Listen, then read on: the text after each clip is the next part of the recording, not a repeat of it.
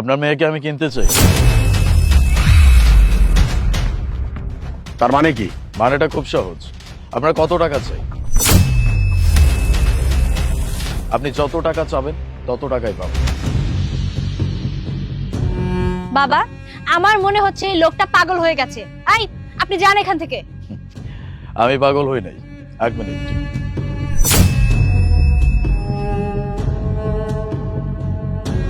দেখেন, এখানে কতগুলো টাকা। আপনি যত টাকা চাবেন তত টাকাই আমি দিতে রাজি আছি। বাবা, তুমি এই ব্যাগের দিকে তাকিয়ে কি দেখছো? আমি তোমাকে বলছি এই লোকটাকে এক্ষুনি এখান থেকে ভাগিয়ে দাও। আরে মা, এখানে দেখ কত টাকা। কিন্তু অল্প টাকা না, অনেক টাকা। কি ব্যাপার বাবা, তুমি কি এক অচেনা লোকের কাছে আমাকে বিক্রি করার চিন্তা করছো? আরে মা, এত টাকা দিয়া আমাকে সমস্ত সমস্যা সমাধান করে দিব। বাবা, আমি তোমার মেয়ে, তুমি তোমার মেয়ের সাথে এটা করতে পারো না। আপনি কেন চিন্তা করতেছেন? আপনি কোনো চিন্তা করবেন না। আমি আপনাকে খুব ভালোভাবে রাখবো।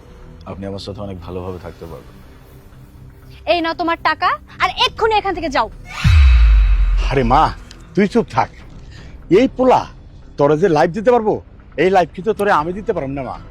আর ওর মতন একটা জামাই তোর জন্য আমি খুঁজে আনতে পারব না। এর জন্য বলতাছি কি, তুই ওর সাথে জামা। বাবা, আমি এই লোকটার সাথে যেতে চাই না। আমার কোনো টাকা পয়সা কিছুই লাগবে না। আমি শুধু তোমাকে চাই বাবা। মারে, সারা জীবন কি দিন মজুরি কাম করবি? হ্যাঁ, আমি তোর বাবা, তোর ভালোটাই চাই আমি। যা, ওর লগে যা। তুমি কোনোদিনও আমার ভালো চাও না। তুমি চাও শুধুমাত্র নিজের ভালোটা। তুমি আমাকে বিদায় করতে পারলে এই টাকাগুলো দিয়ে তুমি তোমার মতো আরাম আয়েশ করে থাকবে, মদ খাবে, গাঁজা খাবে। এগুলোই তো তোমার চিন্তা ভাবনা। আমি খুব ভালো করে বুঝতে পেরেছি। দেখুন, আমার কাছে এত সময় নেই। এই যে আপনারা এত কথা বলতেছেন, আপনাদের যদি চিন্তা ভাবনা অন্যরকম থাকে, ডিলটা যদি না করতে চান, তাহলে আমাকে বলেন। নয়তো আমার চিন্তা ভাবনা চেঞ্জ হয়ে গেলে তখন কিন্তু আমার সিদ্ধান্তও চেঞ্জ হয়ে যাবে। না না, হ্যাঁ, আমার ডিল ফাইনাল ফাইনাল। বাবা, তুমি কিন্তু অনেক পস্তাবে। রাখেন, আপনার টাকা আপনার কাছে রাখেন। আর হ্যাঁ, আপনার জীবনের এটা সব থেকে ভালো একটা ডিল। বাই দ্য ওয়ে, আপনি চলেন। আজকে থেকে আপনার জন্য একটা নতুন জীবন অপেক্ষা করতেছে। চলেন।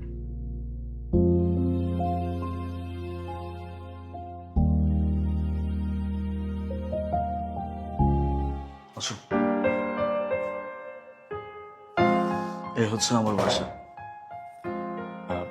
এই নিন। এটা কি? আপনার জন্য কিছু কাপড় চোপড়। ওই যে ওই পাশের রুমটা আপনার। ওখানে আপনার প্রয়োজনীয় যা কিছু লাগে সবকিছু আপনি পেয়ে যাবেন।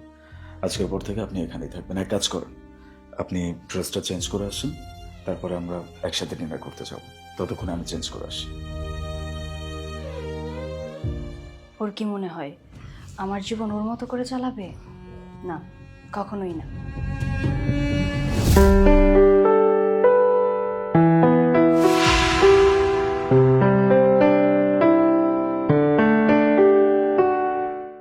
মাশাআল্লাহ, আপনাকে অনেক সুন্দর লাগতেছে। মনে হচ্ছে এই শাড়িটা আপনার জন্যই বানানো হয়েছে। আচ্ছা, তুমি এমন করলে কেন? অ্যাকচুয়ালি সত্যি কথা বলতে গেলে আমি আপনাকে অনেক পছন্দ করি। পছন্দ করো? কিন্তু আমি তো তোমাকে চিনিও না। তাহলে তুমি আমাকে কি করে পছন্দ করবে?